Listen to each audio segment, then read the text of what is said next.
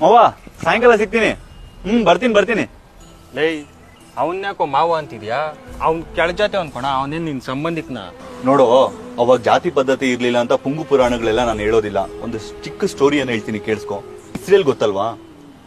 Israel ಅಲ್ಲಿ ಯಹೂದಿಗಳು ಅಂತ ಇರ್ತಾರೆ. ಒಂದು ಕಾಲದಲ್ಲಿ ತುಂಬಾ ಶ್ರೀಮಂತರಾಗಿರ್ತಾರೆ. ಆದ್ರೆ ಕೆಲವು ಕಾರಣಾಂತರಗಳಿಂದ ಅವ್ರನ್ನ ಇಡೀ ವಿಶ್ವದಲ್ಲಿ ನಾಯಿಗಳ ರೀತಿ ನೋಡ್ತಾರೆ. ಅವ್ರಿಗೆ ಒಂದು ದೇಶ ಕೂಡ ಇರ್ಲಿಲ್ಲ.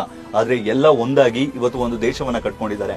ನಾವು ಯೂಸ್ ಮಾಡುವಂತ ಫೇಸ್ಬುಕ್ ಆಗಿರ್ಬೋದು, ಯೂಟ್ಯೂಬ್ ಆಗಿರ್ಬೋದು, ಗೂಗಲ್ ಆಗಿರ್ಬೋದು, ಮೈಕ್ರೋಸಾಫ್ಟ್ ಅಲ್ಲಿ ವಿಂಡೋಸ್ ಕಂಡುಹಿಡಿದಿರೋರಾಗಿರ್ಬೋದು, ಇಂಟೆಲ್ ಆಗಿರ್ಬೋದು, ಇವೆಲ್ಲವನ್ನೂ ಕೂಡ ಕಂಡುಹಿಡಿದಿದ್ದು ಯಹೂದಿಗಳು. ಇವತ್ತು ಅದೇ ಯಹೂದಿಗಳು ಇಡೀ ವಿಶ್ವದ ಟೆಕ್ನಾಲಜಿಯನ್ನ ರೂಲ್ ಮಾಡ್ತಿದ್ದಾರೆ. ಎಲನ್ ಮಸ್ಕ್ ಗೊತ್ತು ಅಲ್ವಾ? ಗೊತ್ತು. ಎಲಾನ್ ಮಸ್ಕ್ ಬೈ ಮಿಸ್ ಆಗಿ ಟ್ವಿಟರ್ ಅಲ್ಲಿ ಒಂದು ಪೋಸ್ಟ್ ಅನ್ನ ಮಾಡ್ತಾರೆ ಯಹೂದಿಗಳ ಬಗ್ಗೆ. ಅದಕ್ಕೆ ಇಡೀ ಯಹೂದಿಗಳು ಒಂದಾಗಿ ನಾವಿನ್ ಮುಂದೆ ಯಾವುದೇ ಕಾರಣಕ್ಕೂ ಎಲನ್ ಮಸ್ಕ್ ಕಂಪನಿಗಳಿಗೆ ಅಡ್ವರ್ಟೈಸ್ಮೆಂಟ್ ಕೊಡೋದಿಲ್ಲ ಅಂತ ಹೇಳ್ತಾರೆ.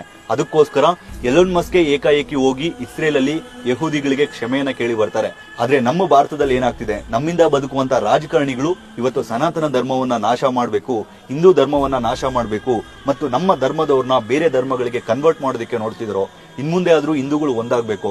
ಆ ಜಾತಿ ಈ ಜಾತಿ ಅನ್ಕೊಂಡಿದ್ರೆ ಮುಂದಿನ ದಿನಗಳಲ್ಲಿ ನಮ್ಮ ಧರ್ಮ, ಯಹೂದಿಗಳು ಯಾವ ರೀತಿ ಒಂದು ಕಾಲದಲ್ಲಿ ಕಷ್ಟವನ್ನ ಅನುಭವಿಸಿದ್ರೋ ಅದೇ ಕಷ್ಟವನ್ನ ನಾವು ಅನುಭವಿಸ್ಬೇಕಾಗುತ್ತೋ. ಇನ್ಮುಂದೆ ಆದ್ರೂ ಜಾತಿ ಪದ್ಧತಿ ಅನ್ನೋದನ್ನ ಬಿಡೋಣ. ನಾವೆಲ್ಲ ಹಿಂದೂ, ನಾವೆಲ್ಲ ಒಂದು.